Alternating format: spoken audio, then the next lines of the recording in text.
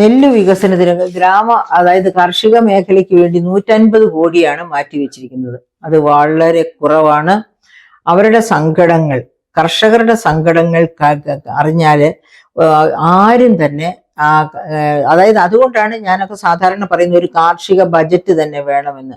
എല്ലാ ബജറ്റുകളിൽ എടുത്താലും കാർഷിക മേഖലയെ തഴഞ്ഞിരിക്കും.